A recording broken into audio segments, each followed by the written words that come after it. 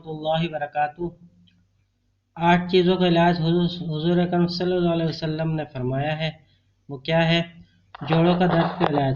रसूलुल्लाह सल्लल्लाहु अलैहि वसल्लम ने फरमाया, इंजीर खाओ क्योंकि ये बवासीर को ख़त्म करती है और जोड़ों के दर्द के लिए मुफीद है। कमज़ोर ईमान। दिल की कमज़ोरी का इलाज। रसूलुल्लाह सल्लल्लाहु अलैहि वसल्लम ने फरमाया, तुम लोग संतरे का इस्तेमाल किया करो क्योंकि ये दिल को मजबूत बनाता है। कंजुल ईमान। ज़ख्म का इलाज। रसूलुल्लाह सल्लल्लाहु अलैहि वसल्लम जब भी कभी कोई कांटा चुभता या ज़ख्म होता तो आप सल्लल्लाहु अलैहि वसल्लम मेहंदी का इस्तेमाल फरमाते। इब्न माजा की आयत है। बुखार का इलाज। रसूलुल्लाह सल्लल्लाहु अलैहि वसल्लम ने फरमाया, तुम में से जब किसी को बुखार आ जाए, सहर के वक्त ठंडा पानी इसके बदन पर तीन रात तक छिड़का जाए।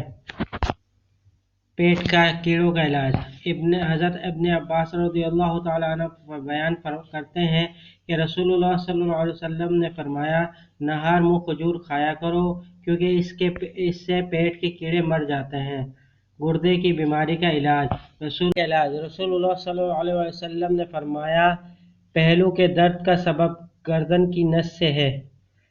जब वो हरकत करती है तो इंसान को तकलीफ होती है और इसका इलाज नीम पानी और शहद से करो। दुआ है अल्लाह ताला से इन सब बातों पर हमें अमल करने की तौफीक अता फरमाए। अगर आपको वीडियो पसंद आई तो लाइक कर दीजिए और दोस्तों के साथ शेयर ज़रूर कीजिएगा और चैनल को सब्सक्राइब लाजमी कीजिएगा। उम्मीद चलता हूँ एक नई वीडियो में फिर आपके सामने हाजिर होऊंगा। जब तक के लिए अस्सलामु अलैकुम व रहमतुल्लाहि व बरकातुहू।